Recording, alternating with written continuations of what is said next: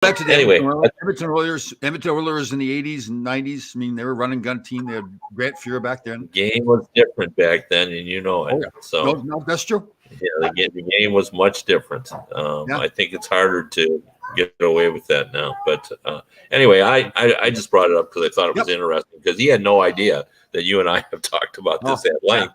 And I'm actually with you on this.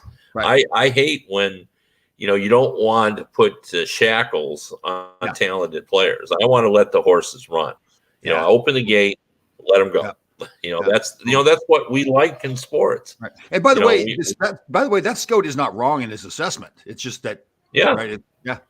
Well, and like he wasn't saying they got to become the New Jersey Devils of the 1990s. He just was saying, I hope they know what they're doing because it's just hard to win like that in the playoffs because it's just so much pressure on your goalie. But we'll see because.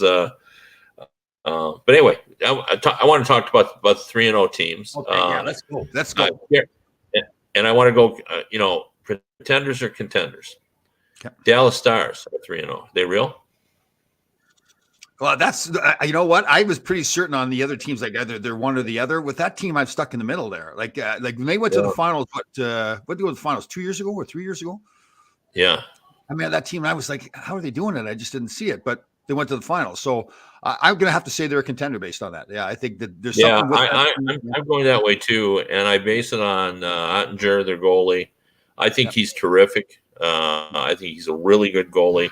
And I think, we knew he was a good young goalie. Now I think he's just a good goalie. I think he gets the job done. And the other thing I really like about that team, I think it's so hard when you have star players that stop producing at the level they were before to win because you're paying them a lot of money. But somehow Dallas has been fortunate enough, or maybe it was just they figured out what they were doing and they got the right two guys.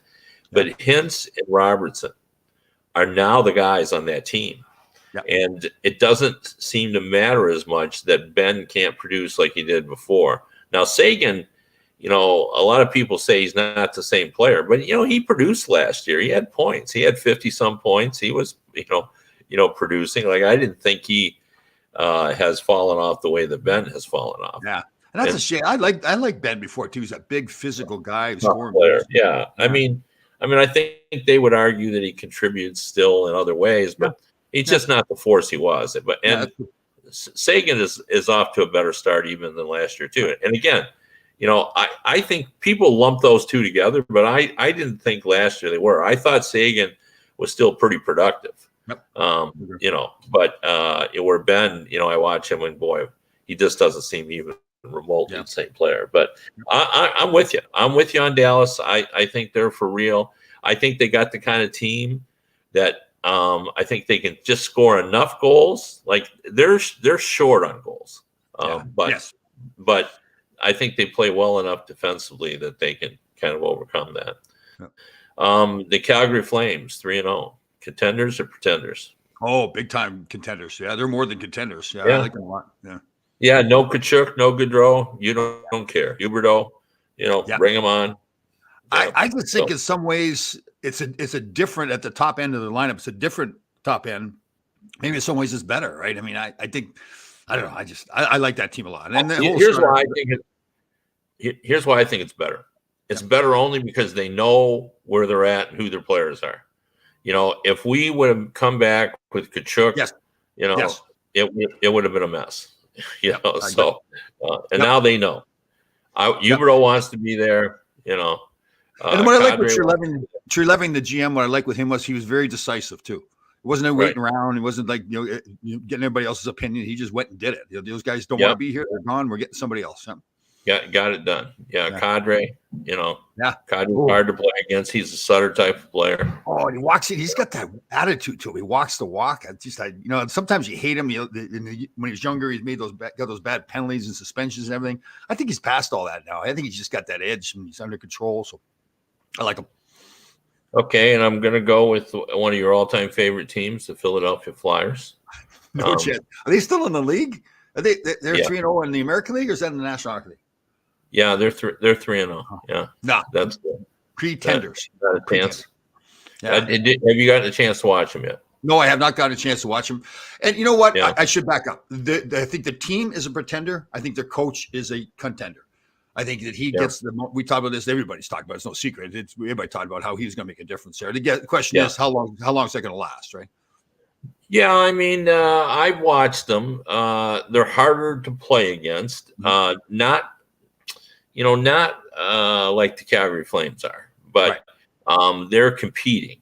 Like, you know, when you get the puck, suddenly there's a flyer there. Yeah. And he's got a bunch of guys who are hungry and want to play. And but I guess my question is, though, okay, so the same guys are in the lineup that they're in the lineup the last 2-3 years, correct? I mean, they've made pretty significant changes, don't you think? They've added a bunch of younger guys and they got rid of Drew. But I mean, I guess my concern is the country club attitude that was there, that those guys were participating in, is the same guys there now. Is he now was it the players just kind of, okay, they're going to let us do it, so we do it. And now this new guy comes along and he's not going to let us do that kind of stuff. And that's my concern. Well, I don't know who the country club guys are, to be honest with you. I didn't know. I mean, did you think it was Giroux? Was he part of it? Or? No, I didn't at all. I thought it was more just like an overall attitude around the team. It was just like, you know, the old, obviously it's not the old Broad Street Bullies. Nobody is, but it's that attitude, that hardworking attitude, which I thought the Flyers had for a long time, just seemed to be gone.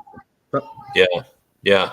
Well, I think they're pretenders as well. That, you know, you can't be as bad as they were last year and then suddenly be a division champion or anything. The coach is going to make you better, but he's not going to make you that much better. Yeah, that's how I feel about it. But and then of course the Carolina Hurricanes. Oh, contenders, big time. Yeah. I think they're the best team I've seen so far in terms. Oh, is that right? I have not seen them play yet. Well, they're good. Yeah, they've 11 goals for, 3 against. You know, their defense is so good. You talk about being in your face. I mean, that's Brind'Amour style of play, right? I mean, it's constant pressure all over the ice. Yeah. Well, and you get in that zone, and that defense is all over you. Yeah. I mean, they are all over. They seem to be everywhere. Yeah. I just really like that group that he's put together there, and I think the guys there appreciate the style they play, and I think they play hard for Brind'Amour. I think they like Brind'Amour. They do. I think that he's their guy. You know, it's funny. I remember talking to the Penguin players. We have a casual conversation. They would hate when Bylsma would decide he was going to jump in and play and practice and stuff. They thought it was just ridiculous. You know what I mean? They really did think that. Oh, right. Like what's he doing? Right. But when Brind'Amour does that, the guys love it. Because he does his shirtless too. He takes his shirt off, I think, too. Well, the guys always would tell me, like, he is in better shape than anybody on his team. Oh, I know. He has that 2-mile run or whatever he does at the start of the year. Maybe it's 3, I don't know, 2 or 3 miles. And he runs it too, and of course he wins. Imagine if you're a player on the team and your head coach, who's 45, 50? No, he's got to be late 50s, doesn't he? Right? Because I played again. But they're proud of him. Like they appreciate him. I remember talking to the guys about it. He goes, "Oh yeah, like he's such they admire him." I know. During the shutdown, they were up in Toronto, and they went outside one day. They had a football field, so it was all locked off. The guys were out there throwing the frisbee, and he had his shirt off. And the guys were all like, "He just loves taking his shirt off." Yeah. No, I mean, it's really incredible, and I think there are a lot of ways. There's coaches that rule through intimidation, and there are coaches who rule by people want to please them. Absolutely. And I think Brind'Amour is one of those guys. Like they want to be a Brind'Amour guy. Yeah, they do because they want to grow up to be him. Exactly. It's like a cult. Like once you're part of it, it's like you want to be in it. Yeah. I mean, they like being him, and he's such a unique coach. I remember Don Waddell saying, a lot of coaches, they want to say, and the players and all that. Rod Brind'Amour doesn't want to have anything to do with that because he doesn't want to be influenced by what he knows about what could happen or might happen. He just wants to coach that team. That's interesting. And I didn't know that. Wow. yeah, he just doesn't really want to be kind of involved in all that. You make decisions, you give me the players, and I'll make the best out of what you give me. Yeah. I mean, I don't mean that like he does. He might say, like we need one more shot blocker, or we need, but he just doesn't say, go out and get this guy or get rid of this guy or, that kind of thing. So, and I think that's it's a good system for him. Oh, That's totally. that's how it works for him. So, Yeah. Yeah. Like let's go the other way though. I want to talk about some teams that have not started out well. Yep. Minnesota Wild, 0-3. Marc-Andre Fleury, goals against average 8.37, 776 save percentage in his first 79 minutes. Booed at age 37 by his home fans. Right. And he said after the game, "I'd boo me too." Yeah. He said, that's the thing. If you're talking about a young goaltender that wasn't as strong mentally, I'd be concerned. But Marc-Andre Fleury's been through this before. His whole career has not just been fantastic goaltending. He's had some tough stretches before, and he's always fought through it. And I think I like his comment. Yeah, I should be booed. I was terrible. It's not like he was like mad at the fans for booing him. No. He realized he wasn't playing well. So I think they're contenders still, and I think he'll be back at it. I don't think this stretch is going to last long for him. Yeah. I think the only concern is, he's 37. So when you're 37, I don't care what sport you're playing. At some point, you're not going to be the same player. And, people wonder, I mean, it's just 2 games. I mean, we haven't even started. Like, if he had these 2 games in the middle of the season, you wouldn't say anything. But because it's at the start of the season, people are going to say, well, is this it? Is this the beginning of the end? He's 37. So, and it's not the end. It's just a rough patch for him. I think he's just a real professional. Yeah, he'll be back at it. I wouldn't be surprised the next game he goes out and gets a shutout. In fact, there's my prediction. Next game, he's going to get a shutout. Okay. Yeah, well, that's Thursday against a struggling Vancouver team, a team that you and I like.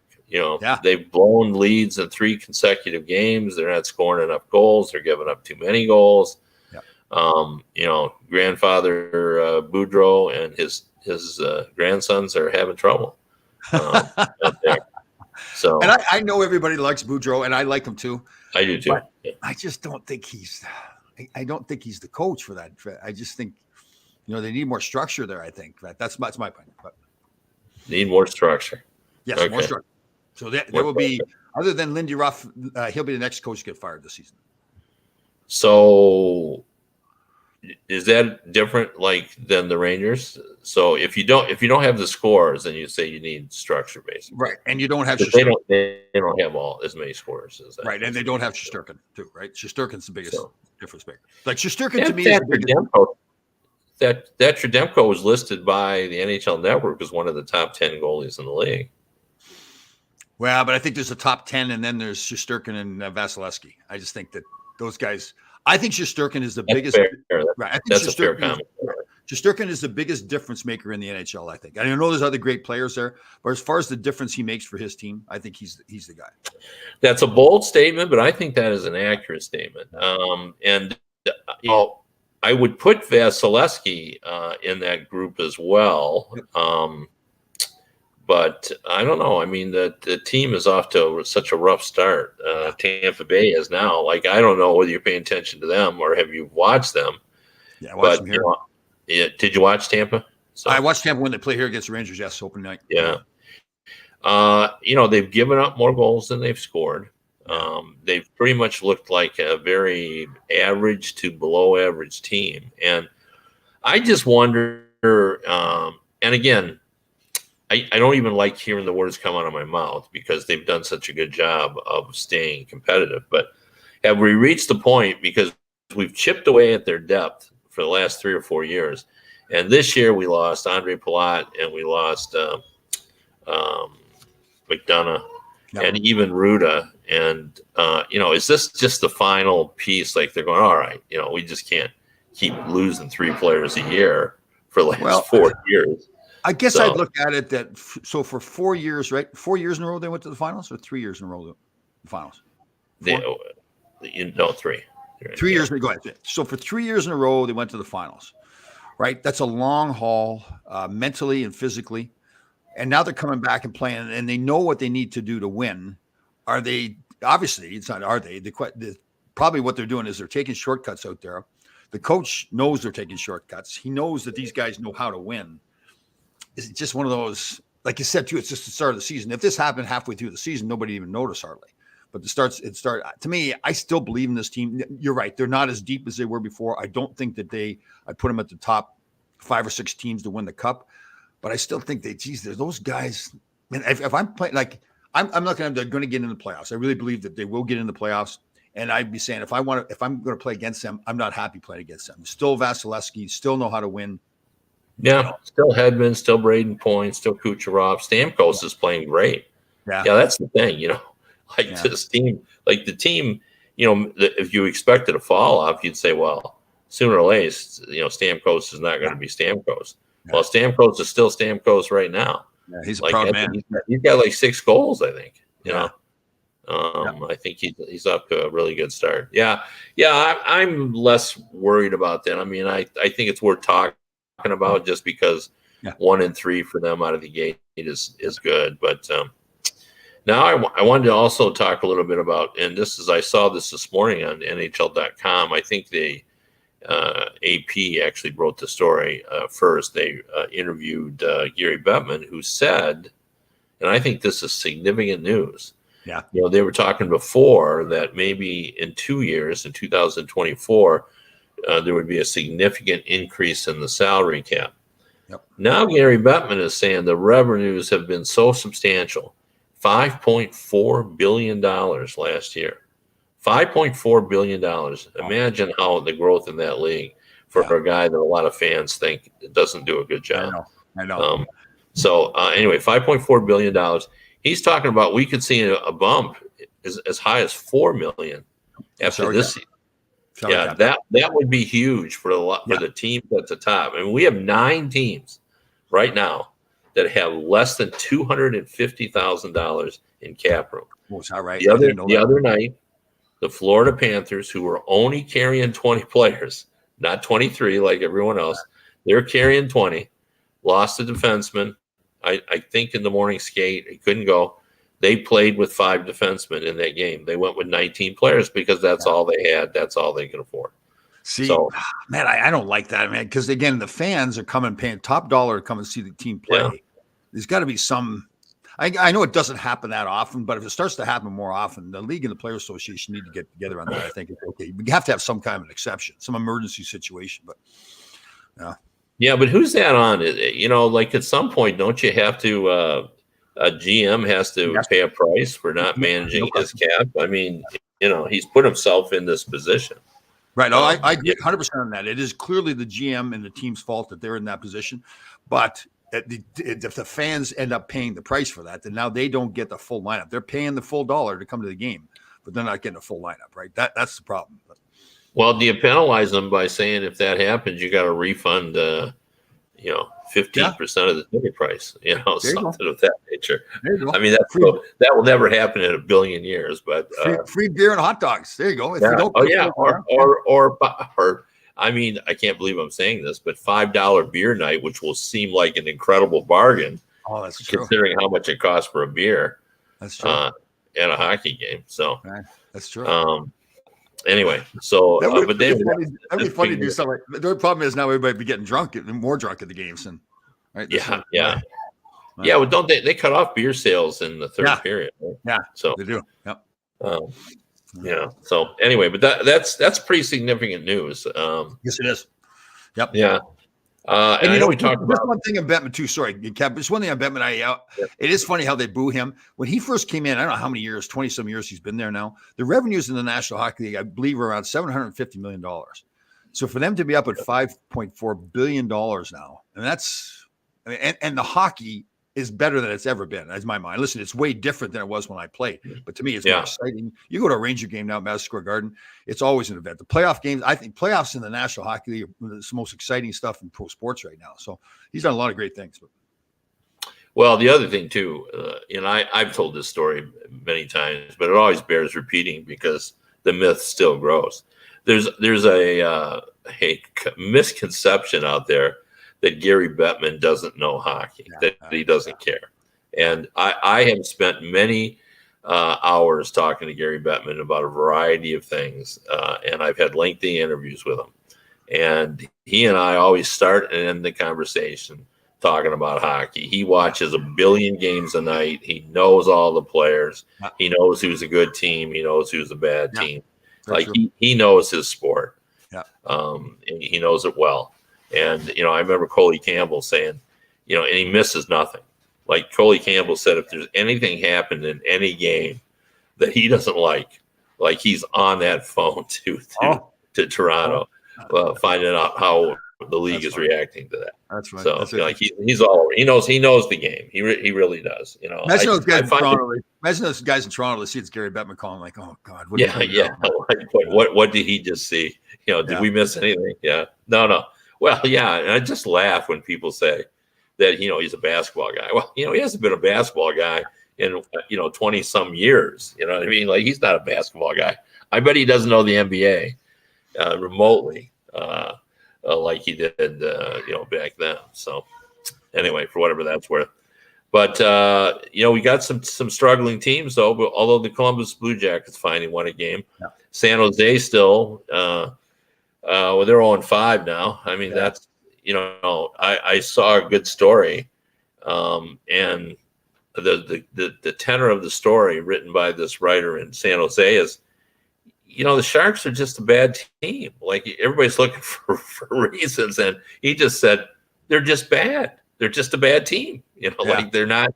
We've just underestimated how good this team is. Like this, they just, it's not like they haven't reached their level or any of that. They're just not good enough. Not at this point. So, that's interesting take. We'll see whether or not that bears out. Yep. Anaheim is Anaheim supposed to be a better team than they are? They really didn't look good the other night when I saw them. No, they're 1-3. I thought they were going to be improved. A couple of observations that I would have is I thought Drysdale would take off by now. I mean, he's a really skilled defenseman. I think people thought he could be a Scott Niedermayer type. Be able to motor that puck up the ice and be a puck possession guy, which of course, is an overlooked defensive quality. If you can hold the puck, the other team can't score.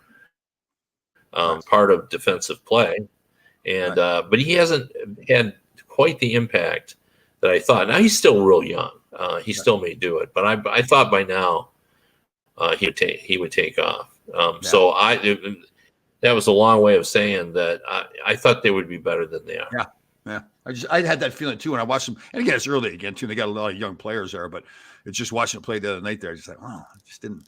Although I'll tell you, they got some good. Like when the Rangers let up a little bit, they made it 6-4. Anaheim did, and Shesterkin was in that. So they didn't quit, and they had some skilled players. So yeah, I like their young players. I love McTavish. Yep. Like he's one of my new favorite young players. He just competes hard. He's always out there, and you notice him on the shifts. Yeah, he's digging. He's digging in there, trying to make something happen. What did you think of Kuznetsov ruling? I didn't see the swing. Did you see? I thought he would get more. I thought that was a wicked slash right to the face. I thought he would get more. I thought he might get 3 games. But has he been suspended before? I don't think he has he? Yeah, I don't know. Yeah. So I like him as a player. I like him as a player too. But he's done. I come to think of it, I think he has gotten suspended before. Yeah. Yeah, but I mean, the guy was defenseless. Like he swung at it. It's not like he had his hands up and you kind of hit his face and his hands. He just smacked him right in the face. So I mean, you could I don't know if he lost any teeth or whatever, but if you hit him in the right spot, he could have lost 6-8 teeth. Oh. I mean, that's how it looked on the video. I mean, to lose your temper that way and to do that, I mean, I just yeah. I don't know. Yeah, I mean, I guess Kuznetsov, if I had to guess, his defense was, I did mean to slash him, but I thought I was slashing him in the arm, and his face just happened to be there. I'd like to see a player say that. I meant to hit him in the arm, but he moved his face in a way. Yeah. But I mean, they do sort of say that kind of thing. Like, Yeah, it was not my intention to hit him in the face. yeah. It just, I reacted, and, I wasn't quite, I didn't know where he was, and, Yeah. blah, blah, blah, Yeah. Yeah. Well, I remember the great Brian Burke, when he was the man who meted out justice, said that players always said, I'm not that kind of player. And I don't remember who it was, but at one point, Burke screamed back, "But you are that kind of player. That's why I'm going to give you even more." Oh, I only had one hearing one time. We'd gone up in the stands in Detroit. My first year in the league, Nick Fotiu went up after somebody, and is it Ziegler was the head of the NHL at that point? Yeah. Anyway. And there's a couple of us went in, and obviously we're here in New York, and the meeting was in his office in New York City, and it was more like he was just disgusted with us. I think he actually said to us, like, "I've got nothing better to do than to sit here with you idiots who went up in the stands." That's really what the hearing was. It's just like he was disgusted with us. We found out later on that the guy Nicky went up had a gun. The guy Nicky went after, he got arrested after the game with a gun. I found that just recently. I found that out. So yeah. It's a crazy world. Yeah. Did you see the news about Boris Salming? Susan putting that up there, and I sure did. It's a sad deal. And it's interesting because just, I don't know, must have been 3 weeks ago, Expressen, this Swedish paper that does the best job of covering sports, they had interviewed his doctor, who talked about all the advances that had been made in ALS in terms of prolonging life and how many different options they had. And she sounded a more optimistic tone than we usually hear about ALS. And then all of a sudden we hear, well, he's already lost his voice. Like, it sounds like it's progressed. And the photo of him, I didn't see it. Man, and I know we've talked about him before, but I remember as a kid watching him play with the Leafs, and just a warrior too. I mean, the Philadelphia Flyers, every one of those guys would try to beat him up, and he just would never quit. He just played harder and harder. I just admired him, and man, he was good. Yeah, tough, gritty player. Like the Swedish, they was still the Swedish persona was that they're these soft, gentlemanly kind of players, and he wasn't like that at all. Like he had to put up with a lot of stuff, but he gave it out too. He hit people and carried the puck. He was a fantastic player. He was good. I don't know whether you saw the Red Wings versus the Kings. I watched them the other day, and a couple of observations about that game. First of all, from the Kings' perspective, when Gabriel Velarde was drafted, everybody was really kind of high on him, pretty skilled player. But he has just been totally undermined by injuries. I mean, significant injuries, back injuries, everything else. Well, he's not hurt this year, because boy, does he look good. And he scored against Detroit. He was everywhere. He really looked dynamic. And then I saw last night's highlights playing against Nashville. And again, he scored a goal. I think he actually scored also in a shootout. And again, he was so noticeable. So, and that LA team is quick. Oh man! I'm just going to ask you that. I haven't seen them yet. Do you like them? They look good. Yeah, I do. I didn't know how much I liked them, but I really love their quickness. Like they get from A to B in a hurry. The puck turns over, and they make plays. They can tic-tac-toe the puck. They've got some guys, and they get to the net. That's what you want. I think their Achilles heel, obviously, is their defense. But anyway, Dylan Larkin made a play in that game, and I saw him. After the game, we all talked to him. You and Susan compare notes before the show. Yeah, we do. Yeah, I knew Susan would have seen it. Anyway, yeah. I saw him in practice the day later, and of course it was just him and I talking. And I went up, and I've known Dylan since he was a teenager. And I said, Dylan, I've covered this league almost 40 years. I've seen now what happened was he's trailing the guy from behind on an empty net situation. Right. So the guy is in the clear. He's on his way. Larkin is chasing. Now Larkin can skate. We all know that. So he could skate. So he was gaining, but he had to make a choice of when to dive, and he dove and he swept that puck away from that player. That never works. Right. I'm telling you, I have watched that play a zillion times, and he knocked that puck away, and he left it a 1-goal game with under a minute to go. I mean, there was about a little under a minute left to play, but if they score that goal, there's no chance the Red Wings are coming back. Yeah. But when he knocked that puck away, and the Red Wings got it back and got it out of the zone, heading to the zone, I mean, we all said on press row, well, they're going to score. They're not going to let that go away, because everybody was just stunned by the play. And in fact, afterward, Derek Lalonde, the coach, said, I don't think that I've ever seen that happen. We've seen everybody try it, but it never works. That's and cool.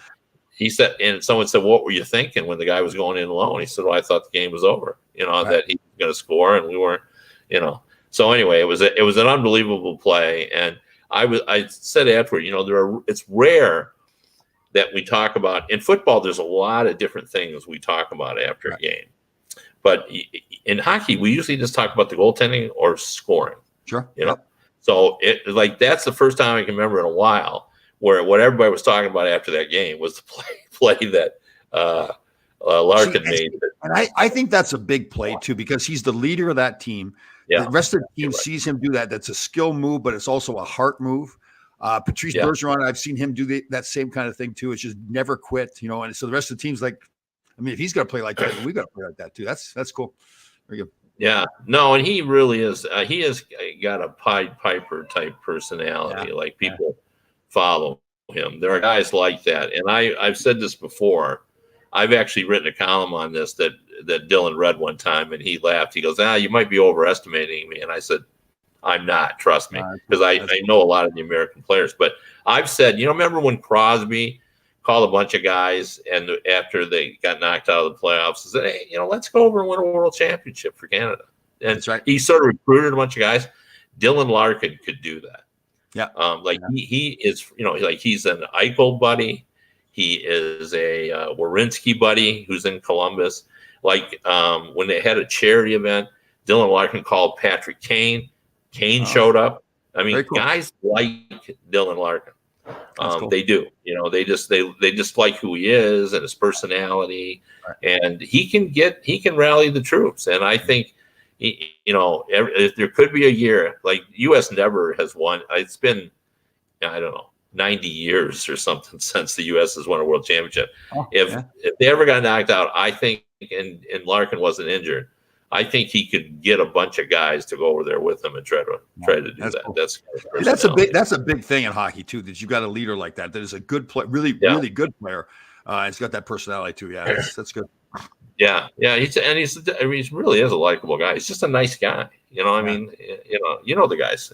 So, and he still competes. Like, remember last year, and he had a little stick swinging incident at the start of the season because he got a little ticked off at the way someone took him. Didn't he fight his buddy in Columbus there too? Werenski, didn't they fight? Yeah, he did. He and Werenski had gotten into it, and they're really tight. Yeah.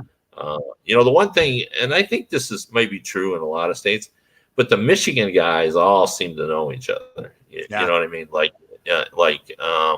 And they all seem to, they came up either through the Caesars or the Honey Baked Ham programs and, all that stuff. So, but that is true. He and Werenski got into it a little bit.